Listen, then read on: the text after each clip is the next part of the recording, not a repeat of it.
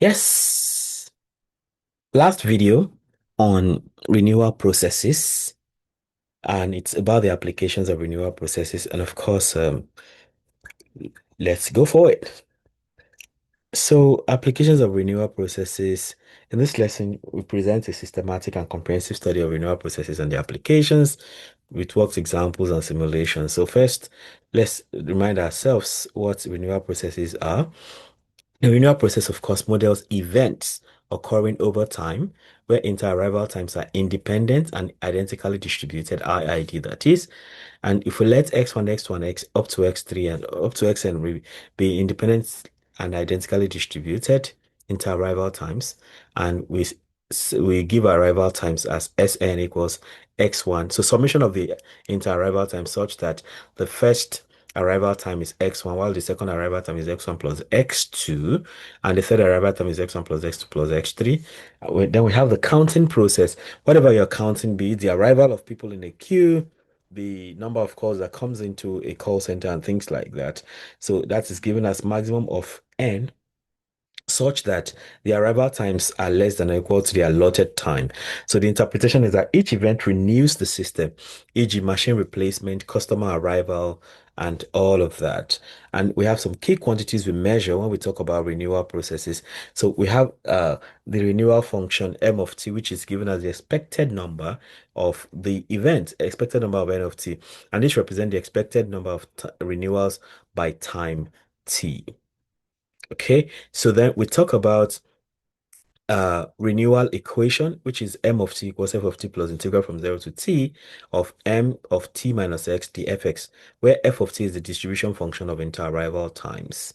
And then we also have the elementary renewal theorem, ERT, which says that the limit as t tends to infinity of m of t over t, m of t being the renewal function, is actually equal to, I mean, that the ratio, that m of t over t as t goes to infinity, ends up being 1 over expected value of x. So the interpretation is that the long run average rate of renewals equals the inverse of the mean inter arrival time. So let's look at some applications, starting with reliability engineering, where we talk about machine replacement, for instance. So machines fail and are replaced, right? And each replacement is a renewal, literally. So imagine if you have an example of a mean lifetime of a machine to be 5 hours. Of course, this must be like maybe a kind of disposable kind of machine or something. It might, yeah, something like that. And imagine if you have a time horizon of 100 hours. So if using the ERT, that is the elementary renewal theorem, that is m of t over t, which will be approximately 1 over the lifetime. That's 1 over 5. And because of that, M100 will now be 100 divided by 5, which is 20. So we expect about 20 replacements within a 100-hour period. And of course, that can be simulated. Uh, that can be if simulate that mean lifetime is 5, maximum time is 100. That's that t there. And then we try to fix this. So if you run this, you get values close to 20, as close as possible to 20, like that. uh so that goes for um renewal for reliability engineering. So we get simulated renewals to be like 18. So, but of course, we know the maximum should be like 20 based on the calculation. Then we have healthcare, talking about patient arrivals in the healthcare system. So parents arrive randomly with independent independent and identically distributed inter-arrival times. So imagine that the mean inter-arrival time actually is 10 minutes. So like people arrive every 10 minutes to a clinic or to a healthcare facility. So the time window, if you don't have a time window of 60 minutes, like within an hour, so the expected number of N60 will have to be 60 divided by 10, which is 6. So about 6 patients are expected per hour. Okay. So in this case now, we can, of course, if we run this now, of course, because this is a random system, mean time is 10, Tmax is 60. So if you run it randomly, following exponential distribution, so uh, so patients are expected. It doesn't mean that 6 patients will come, right? So you can have two, like we have in this case now. You can have five. You can have 8, you can have 4, you can have 9, like it just hovers. But if you want to plan, you can plan for 6 patients, on a typical day based on the calculations. So sometimes you have more than that, sometimes you have less. Then you have inventory systems. So here, stock is replenished whenever it runs out, and each restocking event is seen as a renewal. So the mean cycle length, if you take a mean cycle length for stocks replenished to be 7 days, and you take a 365 days horizon, so that means you have 365 over 7, which is approximately 52.14.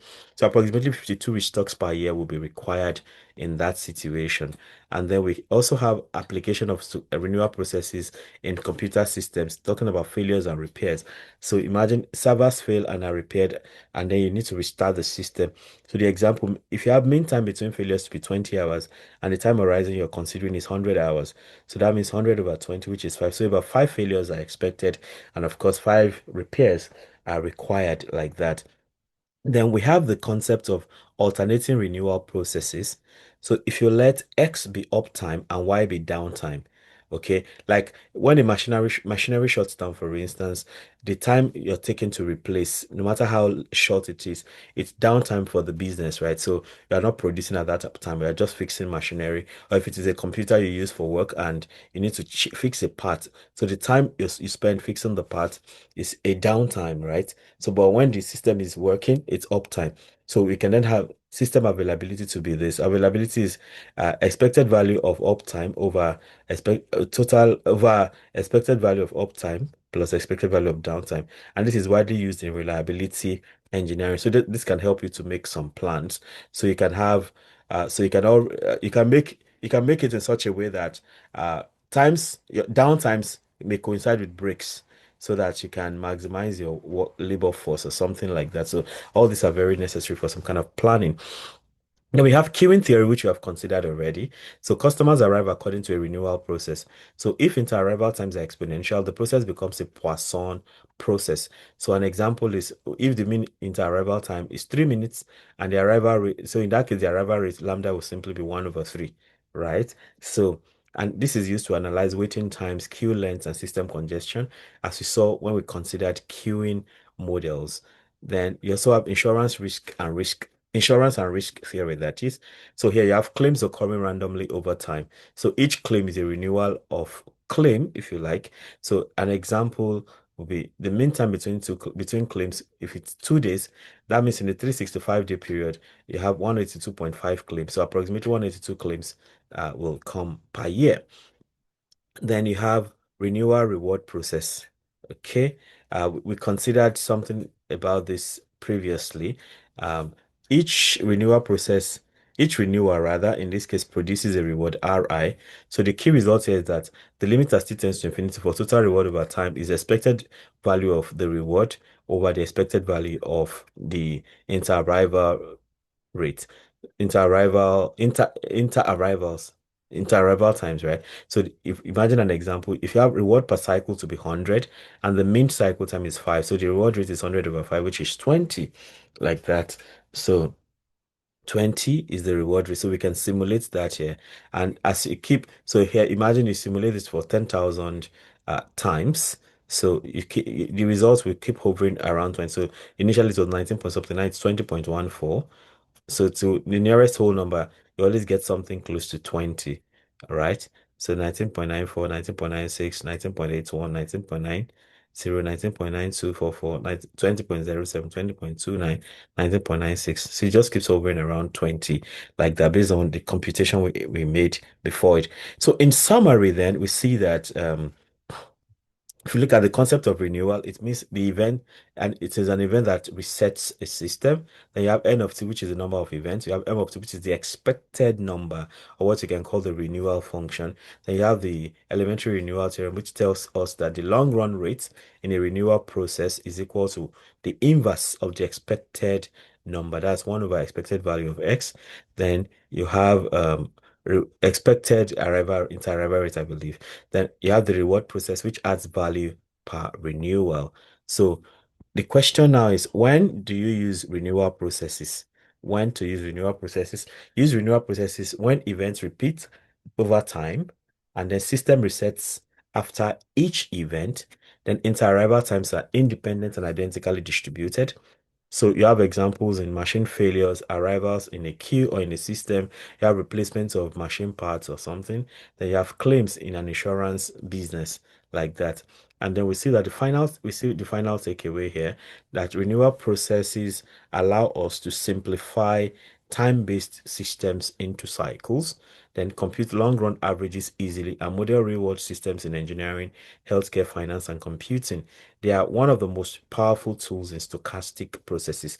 So renewal processes are really useful in stochastic processes. As you can see, there are real life applications like that. So here we have practice problems. Right now we're showing 1 to 8. So we can see 1 to 8 here. So let interarrival times have mean 4.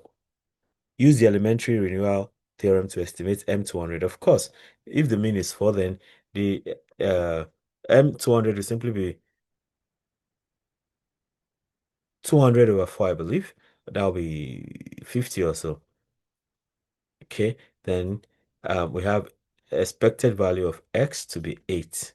So if expected value of x is 8, find the long run renewal rate. That's just 1 over 8. Suppose events occur every 6 units on average. How many renewals are expected in 300 units of time? That's 300 over 6, which is 50. If m of t is approximately t over 5, what is the mean arrival time? The mean arrival time would be 5, right? That's 5, like that. So the mean arrival time is 5 because that's what happens. Then reliability application. The machine has a exponentially distributed lifetime with mean 10 hours. Estimate the number of failures in 100 hours. That's simply 10 failures. A component is replaced immediately upon failure. If average lifetime is 2 days, how many replacements are expected in a year? In a year, we have 365 days, or we can, yeah, 365 days, right, divided by 2. That is 182.5 or something. So a system has mean time failure between failures of 50 hours. Estimate failures over 1,000 hours. That's 1,000 over 50. That's 100 over 5, which is 20 failures. Expected value of X is to find the expected number of renewals in 240 units of time. That's 240 over 12, which is 20. Then we have an instance of healthcare arrival processes. So patients arrive every 15 minutes on average. How many patients arrive in 8 hours? So you can convert 8 hours to minutes. That's 8 times 60. That is 480 divided by 15, and you get your answer. If the average arrival time is 5 minutes, estimate arrivals in 2 hours. 2 hours will be 2 times 60. That's 120 divided by 5. You get 5 in 12 is 2. Then 5 in 20, that's 24. That'll be 24 arrivals.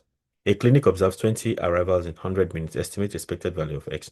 That's 100 over 20, which is simply 5. Expected value of X is 30. What is the expected number of arrivals in 10 hours? Okay.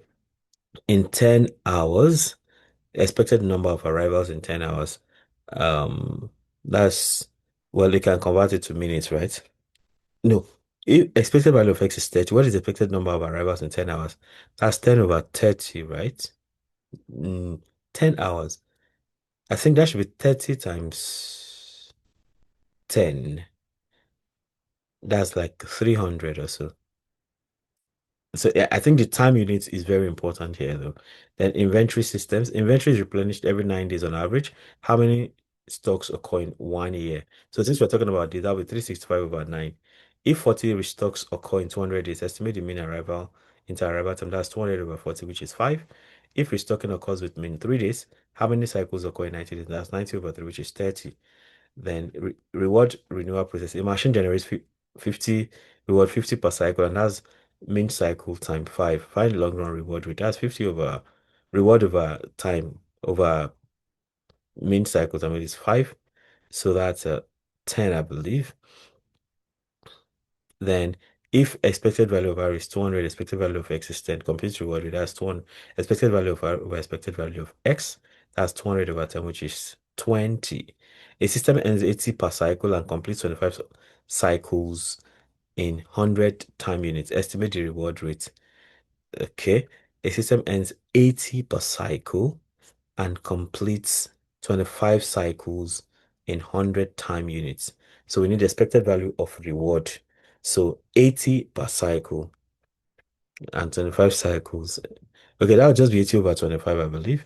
Then you have mixed and conceptual questions. Explain why the Poisson process is a special case of a renewal process.